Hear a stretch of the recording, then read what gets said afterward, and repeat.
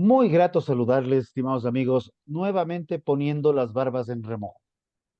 Es evidente que tenemos una situación eléctrica problemática, el tema de la energía nos está afectando a todos.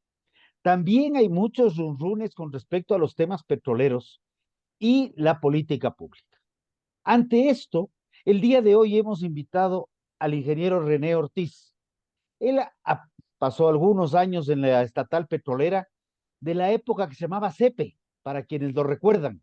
También ha participado como ministro de Energía y Minas, Energía y Recursos Naturales no renovables, dependiendo cómo se vaya cambiando el nombre del ministerio. Ha estado en la actividad privada durante muchos años como consultor, también en la actividad gremial. Fue creador de la Asociación de la Industria Hidrocarburífera del Ecuador, el Consejo de Cámaras y Asociaciones de la Producción y varios gremios más.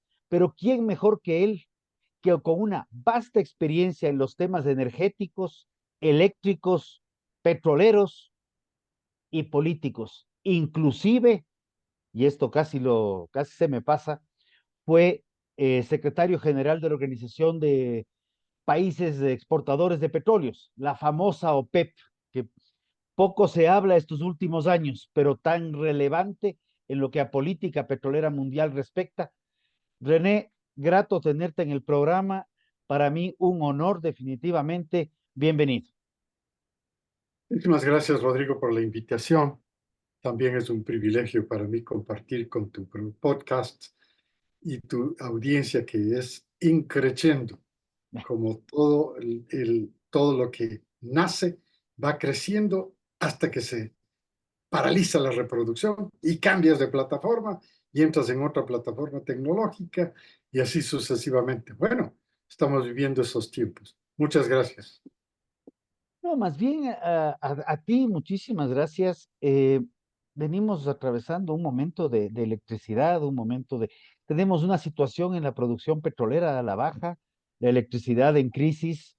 Hay varias formas de producción, de generación de energía hidroeléctrica, eólica, solar, geotérmica, que se habla en el Ecuador, pero parecería que todas han fallado, no funcionan. La actividad privada está viéndose complicada y a la vez quiere invertir en energía, pero tenemos una ley cero apagones. ¿Qué nos puedes comentar para luego hablar un poco del tema petrolero? Sí, muchas gracias. El tema es muy importante. Cero apagones. Esto simplemente es una declaración política. Y tú le has puesto un titular a este, política, electricidad y petróleos. Y entonces, con mucha sutileza, comento, se ha politizado todo. Entonces, creo que tenemos que ser mucho más pragmáticos. Hemos exagerado el rol político. Yo creo que los políticos y la política tienen su rol, pero en estos sectores, principalmente electricidad y petróleos y gas natural, en estos sectores hay que manejarse técnicamente. Entonces, damos el paso al siguiente punto, que es la electricidad, es decir, política, la electricidad. Y aquí estamos con los apagones. Y aquí estamos con el cero apagones. Y aquí estamos con una propuesta política, pero que no está concatenada con la realidad técnica. Y no está concatenada con la realidad técnica porque esta es la que no ha funcionado. Dame 2 segundos y yo te explico por qué. Porque si todos estamos siendo ilustrados públicamente, que hay un master plan, que hay un plan maestro de electricidad, muy bien, ese plan maestro para mí es un plan maestro de papel, es un paper plan, no es más que eso. Cuando pasa a ser presupuestado, pasa a ser un paper plan monetizado. Ah, ya entra el dinero en juego. Pero si se queda en el plan maestro y en la monetización y no hay la plata, no se ejecuta, no se opera. Entonces entramos en la fase esta de operación, que entra con mantenimiento. Y el mantenimiento es permanente, es dinero para contratar el mantenimiento. No se puede hacer mantenimiento sin tener en consideración que hay partes, piezas, equipos que hay que cambiarlos, porque cuando un equipo ha cumplido un número de horas limitado, porque el fabricante te dijo, ese equipo 1000 horas, tú no esperas las 1000 horas para cambiar el equipo, vas a ponerlo a las 950 horas para no arriesgarte. Pero si es que para el nivel operativo y para el nivel ejecutorio no hay la plata, ahí falló todo. Entonces yo digo, si es que como exactamente está ocurriendo hoy día, lo que tú pagas por el kilovatio que consumes y lo que yo pago por el kilovatio que consumo es absorbido y tomado por el Ministerio de Finanzas para ser manejado como parte del presupuesto fiscal, esto le quitó y le restó toda capacidad a la empresa estatal eléctrica de poder hacer su trabajo, porque el master plan, el plan maestro, simplemente se presupuestó, no se ha podido ejecutar porque no hay la plata y no está operativo cuando tenía que estar listo. ¿Cuándo tenía que estar listo? Cuando esta repetición del fenómeno climático que vivimos de más de 1000 años, ¿no? Que tiene que repetirse año tras año, que se llama estiaje, y que le viene a Ecuador, que le viene a Perú, que le viene a Colombia, pues, a todos los países les viene la niña y el niño, y así sucesivamente, y sabemos manejarlo, sabemos entenderlo, y lamentablemente a veces viene más severo y a veces es normal. Pero este problema que estamos viviendo en este momento con esta crisis le ha puesto incluso dudas a que el Ecuador siga siendo un país que se abastece de energía la más limpia, la hidroeléctrica. En tiempos normales, Rodrigo, la hidroeléctrica es 92.5%. Es lo más limpio que uno puede tener como generación eléctrica. Tomas el agua del río, le metes en las turbinas, generas la electricidad y le devuelves el agua al río. Ya más limpio que eso no hay. Esto es formidable. Pero todavía tenemos un porcentaje que falta. ¿No? Y en este dice, bueno, que entren las otras energías. Claro, las térmicas cuando no hay el agua o cuando no hay el agua suficiente, cuando los estiajes no son normales, sino que son severos, distintos, sorpresivos, que comienzan no en noviembre y terminan en abril, sino que comienzan antes, comenzaron en agosto. Y esto se dio en el 2022, y esto se dio en el 23, y se está repitiendo ahora en el 24, porque cuando yo fui ministro en el 20, teníamos tal cantidad de agua que nosotros vendimos la electricidad a Colombia. Imagínate lo que significa eso. Entonces, son variaciones que tienen que ser absolutamente técnicamente manejadas. Se nos presentó el fenómeno de que intervino en Colombia una declaración del presidente de Colombia. No le vendan electricidad al Ecuador. ¿Qué le pasa al presidente? Ya politizó el tema, exageró lo que se habla, su rol de hacer política energética y se metió en el rol de el ejecutor, del operador, y dice, no le vendan energía al Ecuador, y obligó a que el presidente de la República vaya, en cierto modo, a tocar la puerta y a rogarle, no nos dejen sin energía, porque si hay la energía, si la tienen, véndanos, como nosotros lo vendimos en el 2020. Entonces, en ese contexto está actuando el tema de los apagones y toda esta parafernalia se ha generado, en la que inclusive estamos dudando de si tenemos que ser dependientes de la energía hidroeléctrica. Pues sí, si el recurso natural está existente y está disponible, pues hay que utilizarlo. ¿Cuál es el problema? No hay la plata. Si no hay la plata para el desarrollo de esto, con la empresa estatal eléctrica como SELEC, entonces hay que hacerlo con los privados. Y si no hay la plata para las energías renovables, hay que hacerlo con el sector privado. Y lo estábamos haciendo. Entonces, nuevamente, perdona el personalismo, en el 2020 yo apruebo 200 megawatts de fotovoltaico privados, inversión privada y inversión extranjera además. Pero te das cuenta lo que son 200 megawatts. Esto es gigantesco, son dos barcazas de las que están parqueadas en las esclusas del río Guayas. Y también se adjudiqué 235 megawatts de wind power, de eólico, del viento en Loja, y se tropezaron con el estatismo. Ahí se han pegado contra la barrera del estatismo. El estatismo no les deja funcionar. Entonces se tropezaron que dijeron, y ahora dice la empresa privada, tengo que garantizarme, ustedes tienen que garantizarme que voy a cobrar el kilovatio que yo genere, tanto por fotovoltaico como por wind power. Para eso el fideicomiso. Y yo digo, vamos con el fideicomiso, hay que enterrar al trabajo. ¿Qué hace el fideicomiso? Garantiza el pago al empresario privado que invierte en energías renovables, por ejemplo, en renovables. Y entonces, ¿qué resulta? Que abajo, en los niveles terceros, cuartos, etcétera, gran resistencia. Y los sindicatos, gran resistencia. No, no, no, esto es privatización, no queremos saber nada. No, no, no es privatización. Estamos haciendo un uso racional de los recursos naturales, que son de todos.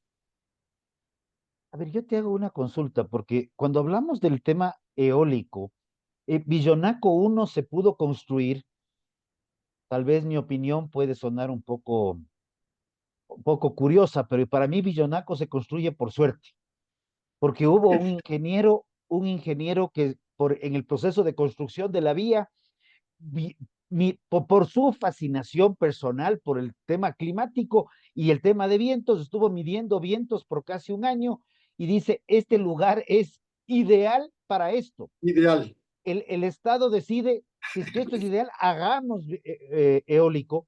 Y Villonaco 1, no recuerdo el año, pero esto es hace rato atrás.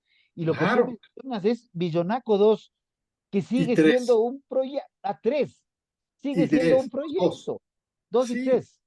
Entonces, ahí es donde yo no entiendo, porque realmente tenemos energía, tenemos vientos, tenemos sol, estamos en la mitad del planeta, tenemos una perpendicularidad de rayos solares maravillosa, pero no tenemos luz. Tenemos energía geotérmica y hay una turbina que está botada en Yachay, me imagino que oxidándose porque no tiene ningún Pero uso. genera, no Ah, está opera, generando. no genera.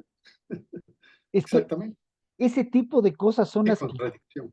es tal cual como se dice, está sentado en la caja de oro pidiendo mendicidad. El estatismo Terrible. nos está matando.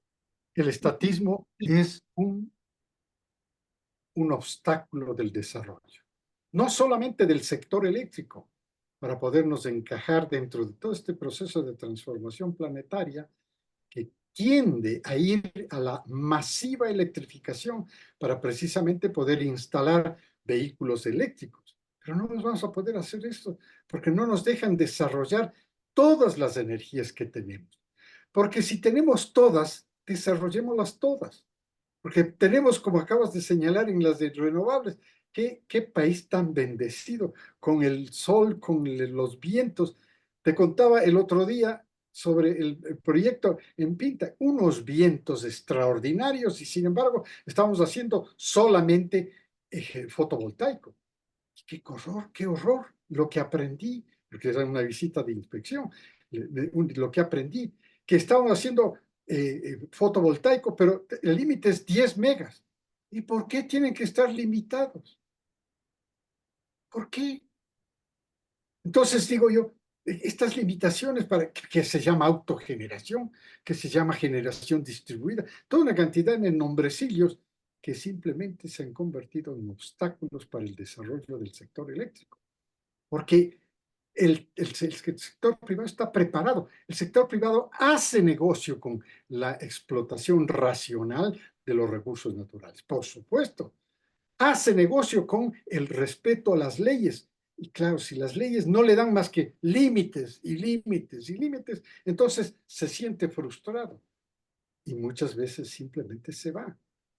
Y simplemente dice, en el Ecuador no hay cómo hacer este tipo de inversiones privadas. Y se tropieza con el problema del fideicomiso. que en mi era ya estábamos casi listos con el fideicomiso, que es, como decía hace un momento, la garantía de pago del kilovatio generado por un generador privado, que dice, señores, páguenme a mí primero. El kilovatio que los vendo, páguenme a mí. Porque el ingeniero Rodrigo Gómez de la Torre ya compró su electricidad y ya pagó. Y René Ortiz también ya pagó y así sucesivamente todo el mundo pagó. Pero no le pagan al generador. Entonces, en un momento. ¿Y de dónde vino este problema? Vino de Machala Power. Porque Machala Power cuando fue ya funcionando vendía los kilovatios porque generaba los kilovatios con el gas natural del gas Amistad. Yo mismo firmé la autorización del gas Amistad. Yo fui el que propuse esto con la producción del gas Amistad y ha funcionado de maravilla hasta que llegó el estatizador. Llegó el estatizador y le dijo, o se ciñen a mis reglas o que les vaya bonito. ¿Y nos fue bonito? No, pues, hemos tenido que pagar una indemnización gigantesca porque le confiscaron Machala Power. ¿Y por qué le confiscaron? Porque le debían primero plata, porque no pagaban el kilovatio que generaban. No le pagaban las semanas, no le pagaban el mes, no le pagaban el año. Seguía acumulándose la deuda. ¡Qué horror! Entonces, los nuevos inversionistas que conocen esta experiencia mala dicen, no, yo invierto y yo puedo invertir, tengo capacidad de invertir y puedo generar los kilovatios que ustedes necesitan, los ecuatorianos, para su desarrollo, pero páguenme a mí primero.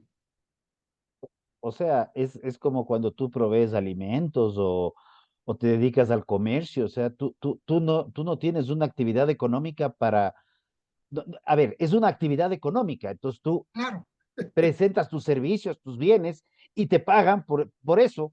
No es un tema en el cual tú simplemente entregas y bien, gracias. Es lo claro, mismo que pasa con el Ecuador. Si el Ecuador vendería electricidad a Colombia, el Ecuador estaría esperando que Colombia le pague. O sea, claro. pensando ya en Estado, pensando en país. Lo Y mismo que pagaba, pasará con los sectores exportadores que esperan que el otro lado le pague para poder traer las divisas al Ecuador. claro. Y hay garantías y formas de garantizar esos pagos. Entonces hay cartas de crédito y todo esto, entonces funciona el sistema. Lo mismo debe pasar con el sistema eléctrico. Y entonces, para poder establecer las garantías de pago, pues hay que firmar contratos. ¿Cuáles? Los de fideicomiso. ¿Qué es un contrato de fideicomiso? No es más que la palabra, el uno al otro. Te juro que te voy a pagar. Los kilovatios que tú generes y los kilovatios que tú me vendas, yo te los voy a pagar, te dice la otra parte. Ese es el contrato de las dos partes. Y Ahí hay va un inclusive. Te y con juro un que te voy a tercero que es el pagar. que maneja. Y hay un tercero que es el que garantiza que la palabra de las partes se cumpla, que es Y cuando no se cumplen, también hay problemas con los incumplimientos y todo esto. También hoy hay otros sistemas que se manejan como son la mediación y arbitraje. Y hay unos mucho anteriores que se llama, lo que se llama el board of disputes, unas juntas de disputas, de controversias, que ahora se forman en el proyecto mientras se está construyendo, para que no vaya nunca a arbitrar, para que no vaya a mediación, sino que se resuelva en el camino. Maravilloso funcionamiento. Lo estábamos totalmente de acuerdo. promoviendo en la Cámara de Comercio de Quito desde hace unos cuantos años atrás como un intermedio en los Board of Disputes que ya está funcionando en el resto del mundo. Entonces, vamos, tenemos todos estos instrumentos jurídicos, estos instrumentos de mercado, estos instrumentos financieros disponibles, pero que no los estamos utilizando al 100%, porque el estatismo nos está matando. Y ojo con un detalle, no estamos utilizando instrumentos financieros que nos permitan generar, en este caso, energía eléctrica, de lo que conversamos, y no hay energía más costosa que la que no hay. Si no Y la pueden que preguntarle a los pequeños negocios que han tenido que sacar de utilidades, de préstamos, de donde no hay, para comprar pequeños generadores para mantenerse activos y poder seguir su actividad económica, viendo luego cómo pagan la gasolina, el diésel o el mismo generador para sostenerse. Pero, absolutamente correcto. Qué y vergüenza, qué qué vergüenza, vergüenza. comparto plenamente. ¿Qué pasa en el sector petrolero? Que ese es otro sector que nos preocupa. Recuerdo que en campaña se decía que el ITT que no importaba, que si eran 1.200 millones, que si eran 100 millones. Al final del día pasó la pregunta, se entró a un proceso que ya hay que cerrar operaciones, ya se están cerrando pozos, pero y ese petróleo que no se extrae se queda abajo y es un recurso que lo perdemos. O simplemente seguimos sentados en una caja de oro. Pero Error craso. ¿por qué el sector petrolero es otro sector que tampoco desarrolla? Ya no tenemos empresas grandes en el Ecuador, tenemos empresas petroleras respetables, sí, pero ya son de las pequeñitas, ya. Pequeñas, pequeñas, sí. Error craso lo que está pasando en la industria. Lo mismo es como un copy-paste del sector eléctrico. No hay la plata. Tú sabes que para mantener la producción hay que perforar. Esto no se puede mantener la producción sin perforar. La producción es declinante. El yacimiento declina naturalmente. Pero para poder mantener la producción del pozo hay que perforar el siguiente, el yacimiento, hay que perforar el siguiente y así sucesivamente. Y cuando ya se han agotado los pitillos de pozos extrayendo petróleo, bajo esa modalidad hay que entrar en uso de tecnologías mejoradas. Y esas tecnologías mejoradas cuestan dinero y no hay la plata. Y Petroecuador no los puede hacer porque no hay la plata. Petroecuador. Y por supuesto, tampoco hay el ambiente para atraer a las empresas grandes como las hacíamos antiguamente, porque no hay la disponibilidad de la política de atraer esas inversiones. Criticamos muchísimo esas inversiones. La época de Rafael Correa realmente es tan negativa porque el que les vaya bonito confiscó tanto a la industria del petróleo y nos ha tocado pagar los arbitrajes por el abuso de poder que instauró Rafael Correa en el manejo de la política petrolera. Él no sabía cómo es la técnica, como lo estaba explicando hace un momento, para el sector eléctrico. Él no sabía lo que es el financiero. Él no sabía lo que es el mercado. Y entonces se preocupó solo de la política, que les vaya bonito. El que no quiera firmar el modelo de contrato que yo quiero, que es una inseguridad jurídica terrible, entonces dice que les vaya bonito. Entonces, ¿quién más va a venir al país en esas condiciones? No podemos replicar, pero en el Congreso está, pero replica y replica la misma cantaleta. Y mira el poder que tienen y cómo estorban a todo lo que, a todas las iniciativas de desarrollo son un estorbo. La facción que domina el movimiento que maneja Rafael Correa desde el exilio. Yo te quiero hacer una pregunta. Cuando hablamos de petróleos y hablamos de yacimientos, no es que abajo tienes una laguna abierta, ¿no? Y que metes un sorbete, como decía alguien, y que chupas con el sorbete. Es como una suerte, más bien como una piedra pómez, donde el petróleo está moviéndose mucho o poco, dependiendo de las características. Si nosotros tenemos identificado a través de procesos técnicos de investigación y tenemos 100 barriles en el subsuelo, ¿cuántos barriles de esos están en promedio, si tienes el dato, extrayéndose en Ecuador y cuántos se están extrayendo en otras latitudes donde hay más flujo de recursos para investigación e intervención tecnológica? Esa pregunta tuya me lleva a la parte primaria. Esa es la forma primaria con la que estamos manejando la industria del petróleo.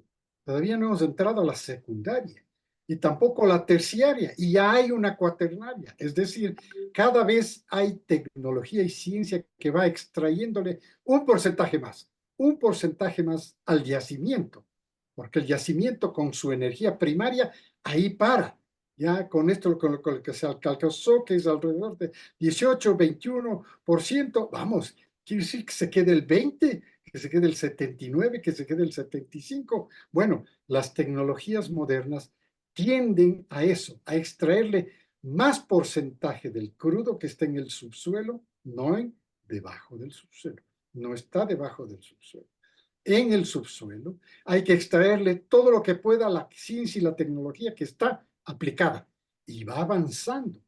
Y va avanzando porque el mundo no puede ir a la transformación grande que pide el planeta bajo el paraguas de Naciones Unidas, que son todo este cambio climático, sin que estén los fósiles alimentándole en el interín. Ese interín tiene fechas, dice. Reducción de emisiones hasta el 2030. Solamente faltan 6 años. No se va a poder cumplir. Reducción de emisiones hasta el 2050 a 0 emisiones. Tampoco se va a poder cumplir. Es decir, se hicieron predicciones, se hicieron planes totalmente teóricos que no se van a poder cumplir y van a tener que ser revisados y están siendo revisados. Y en ese proceso de revisión se encuentra que el petróleo tiene que estar ahí, activo. Por eso todos los países petroleros siguen buscando más petróleo y algunos que no han sido petroleros se están transformando en petroleros, como por ejemplo la Guyana, como por ejemplo Brasil, como por ejemplo todos estos países que tienen capacidad tecnológica para aceptar la inversión extranjera que se necesita porque no hay la plata suficiente. Y hay que ir a los capitales internacionales. Y por ejemplo, Petrobras, que ha vivido el proceso de transformación de una empresa 100% estatal y que ahora es una empresa que se maneja con acciones que por acciones, se maneja por acciones, una compañía por acciones Petrobras que cotiza en el mercado de capitales, ha llegado hasta 200.000 millones de dólares de manejo de esa relación cuando necesita capital del sector financiero mundial. Entonces, todo esto, la gente tiene que empezar a leer más o a entender más, y aquí hay un llamado, una exhortación con todo permiso, el permiso tuyo, a los sindicatos. No se cierren. Nosotros conversamos durante la fusión de Petroamazonas y Petroecuador con ustedes, sindicalistas, con sus gremios. No estoy viendo los mismos que conversaron durante la época de la fusión que promovía yo con el gobierno del presidente Moreno. Pero este era el objetivo, transformar a Petroecuador en una compañía por acciones que pueda cotizar en la bolsa de valores del mundo, como lo hace en este momento Ecopetrol de Colombia, como lo hace Petrobras de Brasil, como lo hace la Eni de Italia, como lo hace Repsol de España, como lo hace Equinor de Noruega, como lo hace Total de Francia. Es decir, todas las empresas estatales del pasado se han ido convirtiendo en compañías por acciones y que van precisamente, acceden al mercado de capitales para crecer. Ya no son solamente compañías petroleras, son compañías energéticas, compañías que hacen termoelectricidad, que hacen geotermia, que hacen fotovoltaico, hacen todo ahora. Ese era el propósito y sigue siendo y debe seguir siendo el propósito de Petroecuador. Perdón. Entonces, fíjate tú, estamos frente a este dilema. Y este dilema lo estamos queriendo manejar en el Ecuador de una manera torpe. Porque cuando se propone un cierre de un campo petrolero como el ITT, esto es una locura. Simplemente no existen esas cosas. Y llega una ministra del ambiente nueva, Inés Manzano, me saco el sombrero por Inés, la conozco, ¿no? Es una magnífica profesional, pero llega con una cabeza práctica. Y dice, señores, un momentito, esto no se puede hacer simplemente porque la Corte Constitucional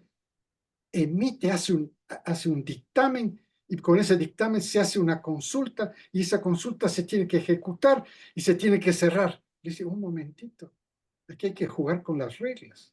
Y las reglas del juego son que hay que hacer una consulta previa, libre y bien informada. ¿Por qué? Porque ahí hay gente, porque ahí hay comunidades, porque ahí hay trabajadores, ahí vive la gente y hay que consultar a esos porque eso dice la ley.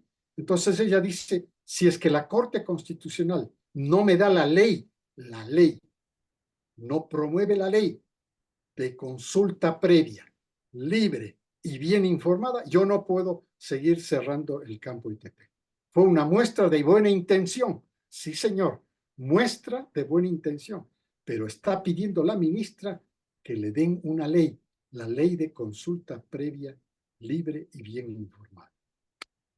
Una pequeña observación, Inés Manzano acaba de asumir el cargo de ministra de Ambiente, pero ella es una abogada ambientalista reconocida por muchísimos años y ambientalista pura y dura, pero extremadamente coherente.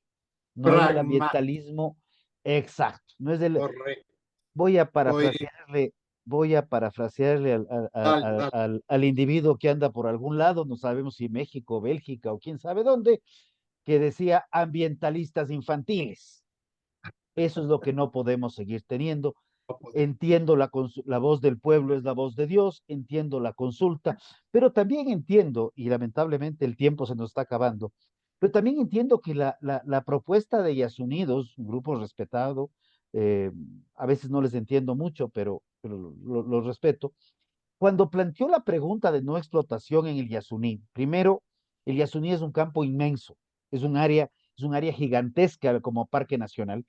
Dentro Correcto. de ese área gigantesca hay un pedacito que se llama Bloque 43 ITT, y dentro de ese pedacito hay las plataformas que bien se estimaría que son el 0.0003% del campo.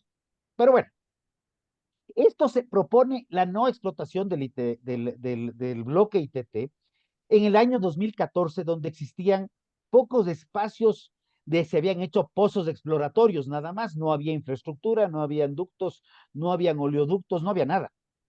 Pero cuando se ejecuta la pregunta, resulta que el campo estaba ya en producción, con infraestructura, con personal, con tubos, con todo, y no es en el 2014, no es en el 2023, o sea, son 9 años más tarde, y ese campo estaba produciendo la módica suma como de 50,000 barriles día.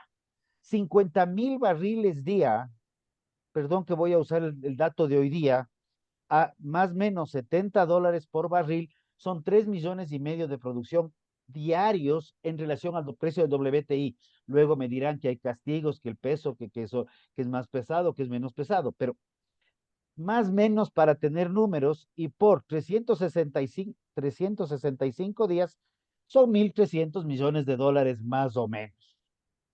Entonces es un volumen real, es un volumen real que estamos extrayendo en tasas Y gigante. probablemente del 21-25%, donde podríamos seguir sin perforar más, solamente con salir del 21% y pasar al 35% de tasa de extracción, aplicando tecnología en los mismos pozos, En tendríamos las para, mismas plataformas. y, sin tumbarnos una hoja de un árbol, más Exactamente.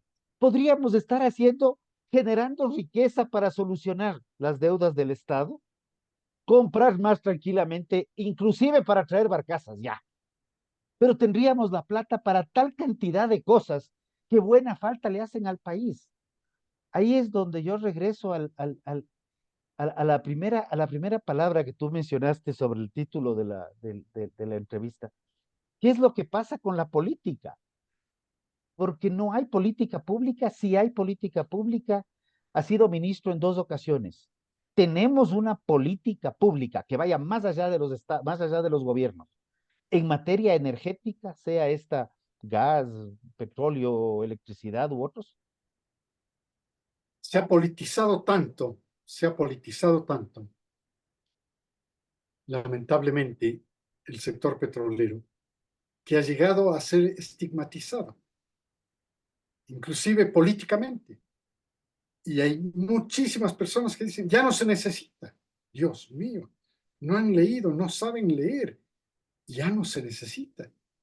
La industria petrolera va a estar vigente por lo menos en los próximos 100 años, porque todos estos procesos de transformación que está viviendo el planeta no son de la noche a la mañana, toman mucho tiempo. Y a pesar de que le dan toda la fuerza económica, la fuerza científica y tecnológica, la verdad es que esto va a tomar mucho tiempo. Mientras tanto, hay que tener la oportunidad de explotar los recursos naturales como los tenemos. Y entonces el cierre del ITT es imposible. El cierre del ITT y la falta de capacidad de aumentar la producción, aumentar la exploración. Por ejemplo, la exploración y la explotación en todo el suroriente. Extraordinaria área. Y entonces todo esto nos lleva a pensar que no es el fin del petróleo, es la continuación, pero tiene que ser la continuación al margen de esta politización exagerada que hemos estado viviendo en los últimos años y que volvamos nosotros a la industria a que sea absolutamente técnica desde el punto tecnológico, desde el punto de vista financiero, desde el punto de vista legal, para que podamos mostrar una imagen diferente de que queremos manejar una industria, no como la quería manejar el abusivo, que abusivo dice o me hacen lo que yo quiero o que se les vaya bonito.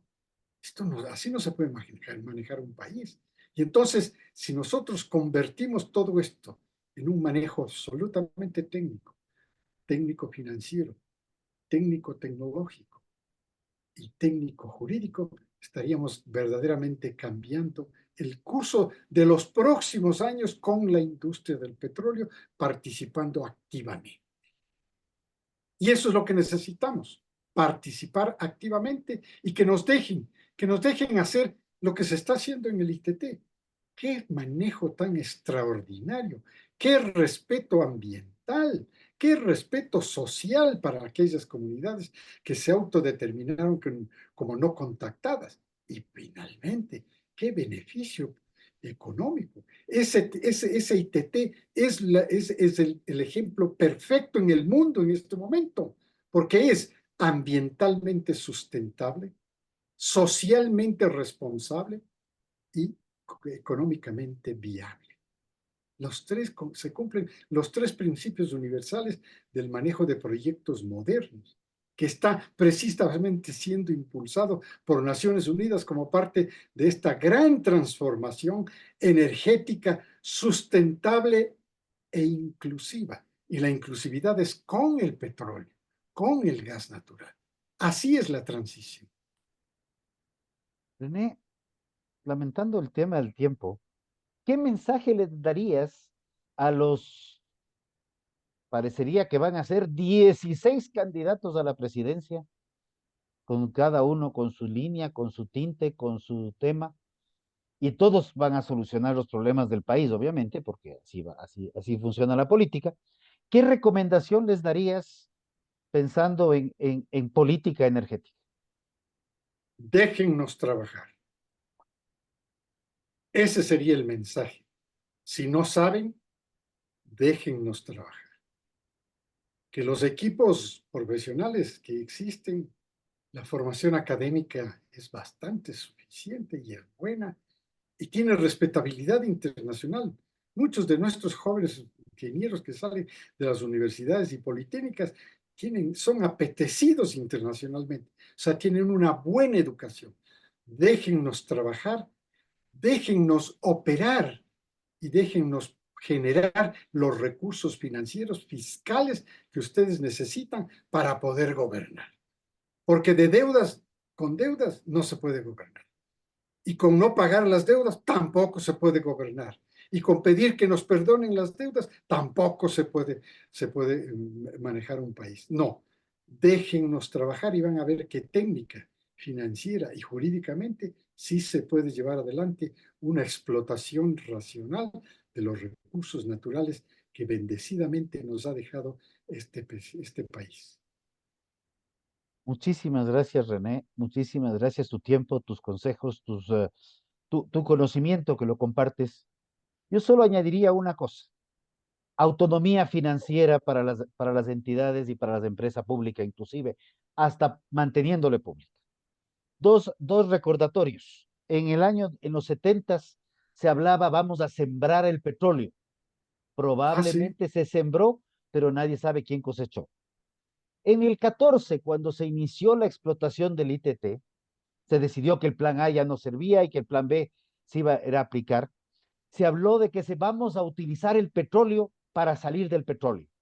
Pues es precisamente lo que se requiere: utilizar los recursos naturales no renovables, explotarlos de manera responsable, ambiental, social, económicamente y de manera inclusiva, para el beneficio de los 18 millones de ecuatorianos, salvo que el INEC me corrija en la cifra. Muchísimas el, gracias y un fuerte abrazo, René.